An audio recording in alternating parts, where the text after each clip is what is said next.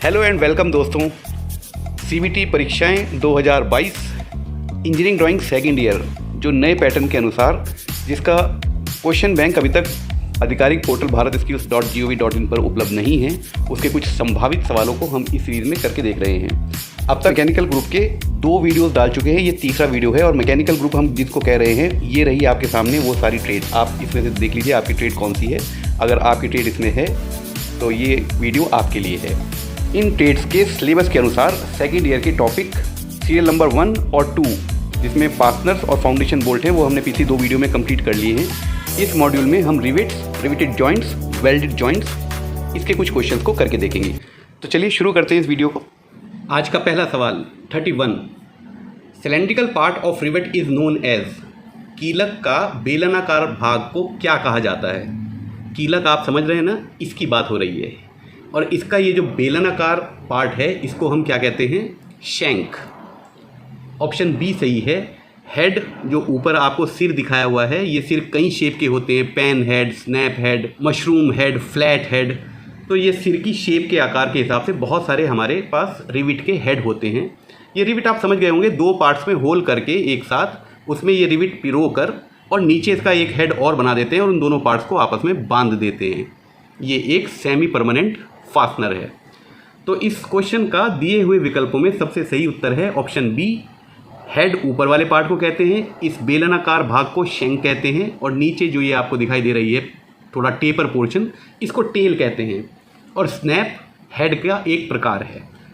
Next question, which of the following is not type of rivet head. निम्नलिखित में से कौन सा रिविट हेड का प्रकार नहीं है? नीचे 4 जो नाम दिए हैं उनमें से एक नाम रिविट के हेड का नहीं है। पहला ऑप्शन है flat head. Flat head rivets होती हैं, आपने देखी होंगी, ऐसी होती हैं। इनका सिर होता तो है सर्कुलर, लेकिन फ्लैट होता है ऊपर से। दूसरा है mushroom head. Mushroom head spherical होता है, लेकिन इसकी हाइट थोड़ी कम होती है। हाइट कम होने का मतलब क्या है? इसके बराबर में स्नैप हेड में ला देता हूँ, जो तीसरा ऑप्शन है। स्नैप हेड और मशरूम हेड के अगर आप सिर को कंपेयर करेंगे तो आप पाएंगे मशरूम हेड थोड़ा सिर उसका हाइट में कम होता है स्नैप हेड से। ऊपर के तीनों ऑप्शन हमारे रिविट के हेड के प्रकार होते हैं, शेप होते हैं। तो ये तीनों आंसर तो गलत हुए, क्योंकि हमसे तो सवाल में ये पूछा जा रहा है कौन सा नहीं है। Pin head. पिन हेड कोई नाम नहीं है रिवेट के हेड का, और वैसे भी पिन हम बहुत पतले सिलेंडर को कहते हैं। बहुत पतली सी चीज़ होनी चाहिए ना, लेकिन हमारी रिविट का हेड तो होल से बड़ा होना चाहिए, ये शैंक से बाहर निकलना चाहिए। तो उसके सिर का आकार पिन शेप का नहीं हो सकता। ऑप्शन डी इस प्रश्न का सही है। Next question, shank diameter of rivet is determined on the basis of. कीलक का व्यास किसके आधार पर निर्धारित किया जाता है? हमसे सवाल में ये पूछा जा रहा है, मान लीजिए 2 पार्ट्स को हमें जोड़ना है, तो उन 2 पार्ट्स को जोड़ने के लिए कीलक यानी कि रिविट का व्यास कितना होना चाहिए, ये किस बात पर निर्भर करता है? बच्चों, ये निर्भर करता है जो 2 प्लेट आप जोड़ रहे हैं उनकी थिकनेस पर, प्लेट थिकनेस पर। ऑप्शन बी सही है। हमारी जो प्लेट की थिकनेस हो, आमतौर पर हम 2 समान प्लेटों की थिकनेस को जोड़ते हैं रिविटिंग जॉइंट से। एक प्लेट की जो थिकनेस है उसको मान लीजिए आप टी कह रहे हैं, टी। तो इस थिकनेस के आधार पर ही हमारे रिविट का व्यास तय होता है, और उसका फॉर्मूला होता है डी, डायमीटर ऑफ रिविट बराबर होगा 6√T। यानी कि अगर थिकनेस आपकी प्लेट की 4 mm है, 2 4 mm की प्लेटों को आपको जोड़ना है, तो 4 का अंडर रूट हुआ 2 को गुणा करेंगे आप 6 से, तो 12 mm व्यास की आपको रिविट का प्रयोग करना चाहिए 4 mm 2 मोटी प्लेटों को जोड़ने के लिए। इसका ऑप्शन बी सही है, और इसको अनविन फार्मूला भी कहते हैं। Next question, operation used to make rivet joint leak proof is called. Rivet joint को लीक प्रूफ बनाने के लिए इस्तेमाल किए जाने वाला ऑपरेशन क्या कहलाता है? पहला ऑप्शन है कॉकिंग। इसकी स्पेलिंग ज़रा चेक कर लेना बच्चों, इसको लिखा ऐसे ही जाता है CAULKING, पर इसको बोला जाता है कॉकिंग। अगला ऑप्शन है फ्लरिंग। तीसरा ऑप्शन है स्नैप, और लास्ट ऑप्शन है डॉली। स्नैप हेड का नाम है, डॉली एक उपकरण का नाम है जिससे हम हेड बनाते हैं रिविट का जॉइंट लगाते हुए। एक तो हेड बना हुआ आता है मार्केट से, दूसरी तरफ जो हेड हमें बनाना होता है वो हम डॉली नाम के एक उपकरण का प्रयोग करके बनाते हैं। तो नीचे के दोनों ऑप्शन तो गलत हैं। अब रह गया कॉकिंग और फुलरिंग। दोनों ही ऑपरेशन को लीक प्रूफ करने के लिए किया जाता है। कॉकिंग वो ऑपरेशन है ऑप्शन ए जो रिविट के हेड पर किया जाता है। इस टूल को, जिसको कॉकिंग टूल कहते हैं, उसकी आगे की जो टिप है वो थोड़ी पतली होती है, एकदम पॉइंटेड नहीं होती, ब्लंट होती है लेकिन पतली होती है, ताकि रिविट के जो किनारे हैं, सिर के किनारे प्लेट पे जो टच हो रहे हैं, उन पर हम चोट मार मार के उनको फैला दें कि ताकि सारा गैप भर जाए और लीकेज होनी बंद हो जाए रिविट के हेड से। लेकिन जो दो प्लेट आपने जोड़ी हैं तो आपको फुलरिंग टूल का प्रयोग करना पड़ेगा। ये इसका टिप जो है वो थोड़ा चौड़ा होता है, प्लेट के आकार का होता है, मतलब प्लेट की जो थिकनेस होती है उतना ही चौड़ा इसका आगे के टूल का सिरा होता है। और फिर हम हथौड़े की मदद से इन सिरों को पीटते हैं और उस गैप को, जो भी गैप रहा होगा जहाँ से लीकेज हो सकती है, उसे बंद करने की कोशिश करते हैं। दोनों ही लीक प्रूफ ऑपरेशन हैं, लेकिन हमसे पूछा जा रहा है रिविट जॉइंट को, यानी कि रिविट से अगर लीकेज हो रही है उसको। दोनों ऑप्शन में से कॉकिंग सबसे ज़्यादा अच्छा आंसर है, ऑप्शन ए सही है इसका। Next question, double and single cover plate is used for which joint in riveting. अगर हमें रिविटिंग से दो प्लेटों को जोड़ना है तो हमें उन दोनों में एक साथ होल करना पड़ेगा और कई होल करने पड़ेंगे, उसमें रिविट को डाल के और दूसरी तरफ रिविट का सिर बनाना पड़ेगा पीट पीट के, तभी तो दोनों प्लेटें जुड़ेंगी ना आपस में। तो हमसे ये पूछा जा रहा है कि जब रिविटिंग से जॉइंट लगाते हैं, दो प्लेटों को जोड़ते हैं, तो कौन सा ऐसा जॉइंट है जिसमें हमें कवर प्लेट का उपयोग करना पड़ता है। पहला ऑप्शन है लैप जॉइंट। लैप जॉइंट ऐसा होता है, इसमें एक प्लेट दूसरी प्लेट के ऊपर आ जाती है, तो हमें तो दोनों प्लेट पे होल करने का जगह मिल गई ना। इसमें यहाँ से ड्रिल करूँगा और होल बना दूंगा दोनों प्लेट में, और उसमें रिविट का प्रयोग करके इन दोनों प्लेटों को जोड़ दूंगा। तो लैप जॉइंट तो ये आंसर नहीं हो सकता, इसमें मुझे कवर प्लेट की आवश्यकता नहीं है। दूसरा है एज जॉइंट। एज जॉइंट भी दोनों प्लेटें एक दूसरे के ऊपर आती हैं, एज जॉइंट में भी एक ही तरफ से आती हैं मान लीजिए। तो इनमें अगर मुझे रिविट का जॉइंट लगाना होगा तब भी मेरे पास दोनों प्लेटें ऊपर नीचे हैं और मैं एक साथ दोनों में होल कर सकता हूँ और दोनों को बांध सकता हूँ। अगला ऑप्शन है बट जॉइंट। बट जॉइंट में प्लेटें ऐसे आमने सामने आके बैठती हैं, एक दूसरे के ऊपर नहीं चढ़ती हैं। ऐसे जॉइंट में हम रिविट कैसे लगाएंगे, हम दोनों में एक साथ होल कैसे करेंगे जिसमें एक ही हम रिविट को पिरो दें और दूसरी तरफ उसका हेड बना दें और इन दोनों का जॉइंट लगा दें। ये इस जॉइंट में संभव नहीं हो पा रहा है, इसलिए हमें एक या दोनों तरफ कवर प्लेट यूज़ करनी पड़ती है। अब इधर वाली कवर प्लेट और नीचे वाला जो इसका पार्ट है, इसमें एक साथ होल होंगे और दूसरी तरफ एक साथ होल होंगे, क्योंकि कवर प्लेट एक है, नीचे के दोनों पार्ट्स को वो जोड़ देगी। एक सिरे पर एक पार्ट को पकड़ लेगी रिविट से और दूसरे सिरे पर दूसरे पार्ट को पकड़ लेगी और ये दोनों प्लेटों में जॉइंट लग जाता है। लास्ट ऑप्शन है cover plate is never used while joining with rivets. Cover plate कभी इस्तेमाल नहीं होती है। ये तो गलत हो गया ना आंसर, क्योंकि अभी बट जॉइंट में हमने देखा कवर प्लेट को प्रयोग करना ही पड़ेगा। इस सवाल का सही उत्तर है ऑप्शन सी। नेक्स्ट क्वेश्चन है which process is represented by following symbol. ये जो आपके सामने एक चिन्ह है, ये किस का प्रतीक है। बच्चों ये ध्यान रखना, ये वेल्डिंग का प्रतीक है और ये होता है आपका बेसिक वेल्डिंग सिंबल। इसको समझ लीजिए पहले। ये एरो हेड है, जो ये वाली लाइन है इसको हम एरो हेड कहेंगे।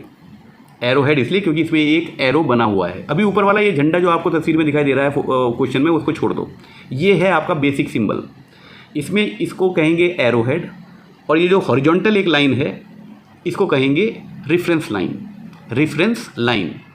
और पीछे जो दो एक पूंछ जैसी आपको दिखाई दे रही है इसको हम कहेंगे टेल। ये ड्राइंग के अंदर वेल्डिंग को दर्शाने का तरीका है हमारा। इस प्रश्न का उत्तर है वेल्डिंग। ये सिंबल वेल्डिंग का है। पहला ऑप्शन मशीनिंग। मशीनिंग का सिंबल ये होता है और इसको आप एरो हेड मत समझना, ये एरो हेड नहीं है। एक तो ये फील्ड नहीं होगा, मतलब इसमें रंग नहीं भरा होगा, ये सिर्फ आउटलाइन होगी। और दूसरा ये एरो हेड नहीं है, इसमें जो ऊपर लाइन जा रही है वो बीच से नहीं जा रही, साइड वाली लाइन को हमने ऊपर उठाया है। तो मशीनिंग का सिंबल वेल्डिंग के सिंबल से अलग होता है। सरफेस फिनिश, बी ऑप्शन जो है, सरफेस फिनिश को भी हम मशीनिंग के सिंबल में ही प्रदर्शित करते हैं, तो ये भी ऑप्शन गलत है। आखिरी ऑप्शन है रिविटिंग। रिविटिंग हमने पिछली अपनी वीडियो में देख लिया है। रिविटिंग, अगर रिविटिंग कहाँ होनी है उसको हम ऐसे एक क्रॉस हेयर से दिखा देते हैं, मतलब दो, एक वर्टिकल और एक हॉरिजॉन्टल लाइन से दिखा देते हैं। ये प्लेन होल होना है, मतलब उसमें उस होल में और कुछ नहीं होना। अगर उस होल को काउंटर संक करना है जिधर ऊपर की तरफ, तो ऊपर वी बना दो। नीचे की तरफ काउंटर सिंक करना है तो नीचे की तरफ वी बना दो। अगर ये रिविटिंग साइड पर होनी है लेकिन होल आपको वर्कशॉप में करना है तो यहाँ पर 45 डिग्री पे एक लाइन उठाकर और एक लाइन, एक झंडा सा उसमें निकाल देते हैं। और अगर आप ये बताना चाह रहे हैं ड्राइंग में कि ना आपको होल करना ना रिविटिंग करनी, ये दोनों काम साइट पर होंगे असेंबली करते हुए या इरेक्शन करते हुए, तब इस झंडे में एक डंडा और लगा दिया जाता है। तो ये हम पिछली वीडियो में अपने समझ चुके हैं। तो रिविटिंग का तो ये सिंबल नहीं है, ये सिंबल अपनी आंखों में बसा लेना, ये किसका है? वेल्डिंग का। Information not shown on welding symbols, welding symbol पर नहीं दिखाई गई सूचना। नीचे दिए हुए 4 ऑप्शन में हमें उस आंसर को सेलेक्ट करना है जो जानकारी हमारे वेल्डिंग सिंबल पर प्रदर्शित नहीं की जाती है। पहला ऑप्शन है इलेक्ट्रोड डायमीटर। अच्छा, इस ऑप्शन को 1 मिनट के लिए छोड़ दीजिए क्योंकि यही सही आंसर है, इसको बाद में एक्सप्लेन करूँगा। अगला ऑप्शन है वेल्ड लोकेशन। ये जो हमारा एरो हेड है ना, ये जॉब पर टच होगा, एरो हमारा जॉब पर टच होता है और जहाँ वो टच होता है वही लोकेशन होती है जहाँ पर हमें वेल्डिंग बतानी है कि यहाँ पर वेल्डिंग होनी है। तो ये सूचना तो प्रदर्शित हो रही है हमारी वेल्डिंग सिंबल से कि वेल्डिंग की लोकेशन कहाँ है। ये आंसर तो गलत हुआ। अगला ऑप्शन है वेल्ड ग्रूव। रेफरेंस लाइन के ऊपर हमें वेल्ड ग्रूव या वेल्ड सिंबल भी उसको कहते हैं, इस पूरे को वेल्डिंग सिंबल कहते हैं और इसके ऊपर जो वेल्डिंग का हमारा डिज़ाइन है, वेल्ड ग्रूव का डिज़ाइन है, उसको हम वेल्ड सिंबल कहते हैं। दोनों में फ़र्क है। वेल्डिंग सिंबल पूरा सिंबल को कहेंगे और रेफरेंस लाइन के ऊपर जो हम 2 सिंबल चिन्ह बनाते हैं उनको हम वेल्ड सिंबल कहते हैं। तो वेल्ड सिंबल भी इस वेल्डिंग सिंबल पे दिखाया जाता है ना, वेल्ड ग्रूव का सिंबल इस पे दिखाया जाता है, रेफरेंस लाइन पे दिखाया जाता है यहाँ पे। तो ये आंसर भी गलत हुआ क्योंकि ये वाली सूचना तो हमारी वेल्डिंग सिंबल पर प्रदर्शित हो रही है। लास्ट ऑप्शन है साइट वेल्डिंग। अगर साइट वेल्डिंग होनी है, मतलब जहाँ पर ये जॉब बन रहा है वर्कशॉप में, जॉब कहीं और बनता है और एंड कस्टमर मतलब उसको यूज़ करने वाली कोई और फैक्ट्रियाँ होती हैं, तो जहाँ पर ये जॉब बन रहा है, अगर हमें ड्राइंग में ये बताना है कि यहाँ वेल्डिंग मत करना, ये वहीं जाके इरेक्शन जहाँ होगा वहाँ पर जाके वेल्डिंग होनी है। और ये आमतौर पे इसलिए किया जाता है क्योंकि जॉब बहुत बड़े बड़े होते हैं और एक साथ ट्रक में नहीं जा सकते, तो उन्हें पार्ट्स में भेजा जाता है। तो कहाँ पर हम जॉइंट इरेक्शन में लगाएंगे उसको हमें ड्राइंग में प्रदर्शित करना पड़ता है कि ये वेल्डिंग वर्कशॉप में मत करना, ये साइट पर होगी। तो साइट वेल्डिंग का सिंबल कहाँ आता है? जहाँ पर आपका एरो हेड और रेफरेंस लाइन मिलती है, इस कोने पर हम ऊपर एक झंडा खड़ा कर देते हैं, जो पिछले क्वेश्चन में आपने देखा भी था। इस झंडे का मतलब होता है साइट वेल्डिंग। इस क्वेश्चन में जो पूछा जा रहा है कि कौन सी सूचना हमारे वेल्डिंग सिंबल पे नहीं होती, उसका उत्तर ये नहीं हो सकता, आंसर डी नहीं हो सकता, क्योंकि साइट वेल्डिंग का सिंबल हमारे वेल्डिंग सिंबल पर प्रदर्शित होता है। इसका सही उत्तर है option A. Electrode diameter specifically पूरे वेल्डिंग सिंबल पर कहीं नहीं लिखा होता। नेक्स्ट क्वेश्चन है which of the following statement is true. निम्नलिखित में से कौन सा कथन सही है? आपके सामने 2 सिंबल बनाए हुए हैं वेल्डिंग के। ए सिंबल में जहाँ पर एरो हेड और रेफरेंस लाइन मिल रही है वहाँ पर एक सर्किल बनाया हुआ है, फील्ड, ये फील्ड सर्किल है, इसको ध्यान रखना। और दूसरे सिंबल में एक झंडा भी लगा है और एक सर्किल भी लगा है, लेकिन वो फील्ड नहीं है।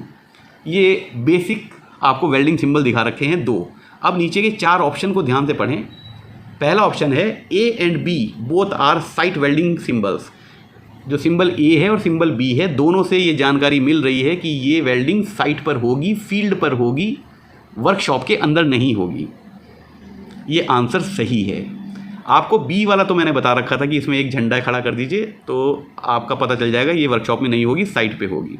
लेकिन अगर ये जो सर्किल लगा हुआ है, अगर ये फील्ड है, इसको फील्ड कर रखा है, मतलब इसके अंदर भर रखा है आपने पेंसिल से, इसको काला कर रखा है, तो इसका मतलब भी यही होता है कि वर्कशॉप में ये वेल्डिंग नहीं होगी, ये साइट पर होगी। और अगर ये फील्ड नहीं है, जैसे बी ऑप्शन में खाली सर्किल दिख रहा है, उस सिंबल का कुछ और ही मतलब निकलता है, उसका मतलब होता है ओवरऑल वेल्डिंग।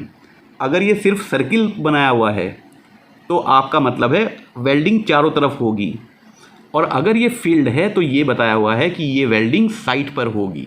ऑप्शन ए सही है कि सिंबल ए और बी दोनों से यही सूचना मिल रही है कि ये वेल्डिंग साइट पर होगी, वर्कशॉप में जॉब बनाते हुए इस जगह वेल्डिंग नहीं करनी है, पर यहाँ वेल्डिंग होगी साइट पर जाके।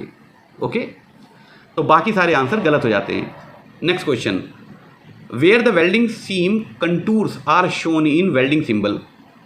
वेल्डिंग सिंबल में वेल्डिंग सीम कंटूर्स कहाँ पर दिखाए जाते हैं? कंटूर्स होते हैं शेप, मतलब वेल्डिंग आपने कभी वेल्डिंग की लाइन देखी है? किसने वेल्डिंग कराई हो आपने देखी होगी, आपने देखा होगा ऊपर से वो थोड़ी उभरी हुई होती है, वेल्डिंग की जो ऊपर की सतह है वो उभरी हुई होती है, उसको हम कहते हैं कॉन्वेक्स शेप इंग्लिश में। और अगर वो गहराई में होती, ऐसे होती, तो उसको कहते हैं कॉनकेव शेप। और ग्राइंडर से अगर उसको बिल्कुल फ्लैट किया हुआ है तो उसको हम फ्लैट कहेंगे। ये हमारी वेल्डिंग की ऊपरी सतह किस कंटूर की होगी या किस शेप की होगी, किस प्रोफाइल की होगी, ये हमारे वेल्डिंग सिंबल में कहाँ प्रदर्शित किया जाता है, ये पूछा जा रहा है हमसे सवाल में। पहला ऑप्शन है एरो हेड पर। एरो हेड पर इसको नहीं प्रदर्शित करते, एरो हेड पर कोई सिंबल नहीं आता है हमारी वेल्डिंग सिंबल में। एरो हेड पे बस एरो हेड है और वो एरो हेड जॉब पे जहाँ टच कर रहा होगा वहाँ पर हमें वेल्डिंग करनी है। दूसरा ऑप्शन है बिहाइंड टेल, जो पीछे की पूंछ होती है उसके वहाँ पर कंटूर्स नहीं दिए जाते, कंटूर्स के तो सिंबल होंगे, वहाँ पर लिखित में दी जाती है, मतलब टेक्स्ट में दी जाती है इन्फॉर्मेशन टेल के पीछे। तीसरा ऑप्शन है above weld symbols. Weld symbol मैंने क्या बताया था, वो जो रेफरेंस, एक तो वेल्डिंग सिंबल है, वेल्ड सिंबल वो होते हैं जो हमारा ग्रूव का डिज़ाइन बताते हैं कि ये बट जॉइंट है, यू जॉइंट है, सिंगल वी जॉइंट है, डबल वी जॉइंट है, फिलेट जॉइंट है। ये बहुत सारे हमारे जो हम एज प्रिपरेशन करते हैं जिसमें वेल्डिंग भरते हैं, उनके डिज़ाइन को प्रदर्शित करते हैं हमारे वेल्ड सिंबल। उनके ऊपर हम ये जो कंटूर्स के सिंबल हैं इनको बनाए जाते हैं, और ये आपको फोटोग्राफ में दिखाई दे रहे होंगे। इस तरीके से हम प्रदर्शित करते हैं वेल्डिंग कंटूर के हम सिंबल्स को वेल्ड सिंबल के ऊपर प्रदर्शित करते हैं। नोवेयर, ये आंसर गलत है, तो आंसर सी सही है। Next question, correct symbol of all round welding is, चारों तरफ वेल्डिंग का सही चिन्ह कौन सा है? ये मैं पिछले भी आपको किसी क्वेश्चन में बता चुका। अगर एरो हेड और रेफरेंस लाइन जहाँ मिल रही है वहाँ पर आपने एक सर्किल बनाया हुआ है लेकिन सर्किल को फिल नहीं किया, इस सिंबल का मतलब होता है ऑल अराउंड वेल्डिंग। अब ये ऑल अराउंड वेल्डिंग क्या है? मान लीजिए एक आपकी प्लेट ये है और इसके ऊपर आपने दूसरी एक ये प्लेट खड़ी की है, टी जॉइंट बनाया है, और सिंबल आपका ये दिखाया हुआ है, यहाँ पर एरो हेड बनाया हुआ है। तो हमें ये तो पता चल गया वेल्डिंग यहाँ होनी है, और ये हमने सर्किल भी लगा रखा है इस सिंबल पे। अगर ये सर्किल भी लगा रखा है तो इस सर्किल के लगाने से ये हमें समझ में आ जाता है कि वेल्डिंग सिर्फ इस तरफ नहीं होनी, इसके दूसरी तरफ भी होनी है, और दोनों जो मतलब सामने वाला और पीछे वाला किनारा है यहाँ पर भी वेल्डिंग होनी है। चारों तरफ वेल्डिंग होनी है। जहाँ जहाँ ये आपको जॉइंट दिखाई दे रहा है, इस जॉइंट को पूरा गोल गोल आप पूरी वेल्डिंग कर दीजिए ऑल अराउंड, चारों तरफ। इसका आंसर बी सही है। ये सिंबल हमेशा एरो हेड और रेफरेंस लाइन के जॉइंट पे दिखाया जाता है। Next question is, in welding symbol if weld symbol is drawn below reference line it means. Welding symbol में यदि वेल्ड सिंबल को रेफरेंस लाइन के नीचे खींचा जाता है, बनाया जाता है, तो इसका क्या मतलब है? अब तक आपको ये समझ में आ गया होगा, वेल्डिंग सिंबल हम पूरे सिंबल को कहते हैं और वेल्ड सिंबल कहते हैं जो रेफरेंस लाइन के ऊपर हम वेल्डिंग ग्रूव के डिज़ाइन को प्रदर्शित करते हैं। हमसे ये पूछा जा रहा है कि वेल्डिंग सिंबल में यदि वेल्ड सिंबल रेफरेंस लाइन के नीचे बना है, मतलब ये रहा आपका वेल्डिंग सिंबल, इसके अगर हमने नीचे बनाया है तो इसका क्या मतलब होता है? ये नीचे बनाया है या ऊपर बनाया है या दोनों तरफ बनाया है, इनके अलग अलग मतलब होते हैं।